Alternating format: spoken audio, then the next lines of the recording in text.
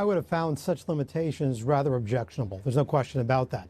But ultimately, we have to look at the unique nature of this process altogether. No different than in the independent counsel framework.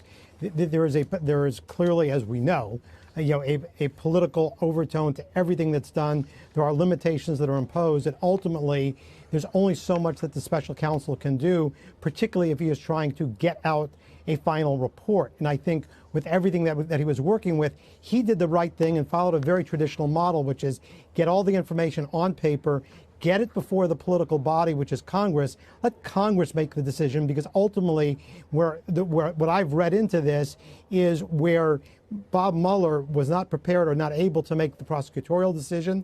There is still that lack of clarity as to the interpretation of the phrase misdemeanors and high crimes and misdemeanors, basically punting to Congress to make the political decision as to how to go forward. Well, that's where I think a lot of us feel this goes ultimately, is that it was a punt to Congress. I think also Mr. Mueller felt that his hands were tied far more than we had been led to believe by a Department of Justice ruling indicating that a sitting president cannot be tried.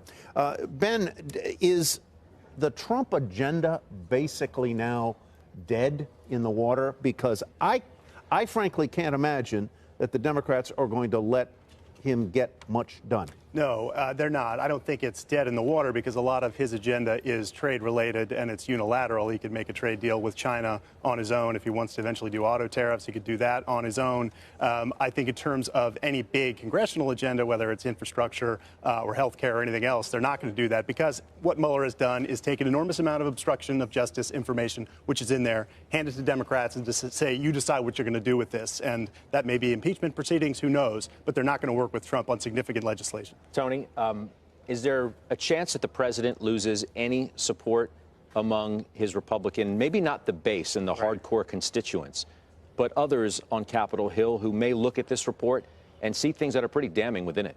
It is an ugly report, right? Even if it falls short of any criminal activity, and that's at least what the special counsel determined the determination he could make.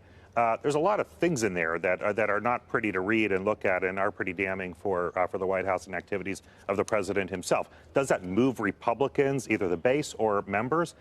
I don't know that there's anything new in here that they were not aware of, really, that could impact which way they're going to go. Trump is incredibly popular in the Republican Party.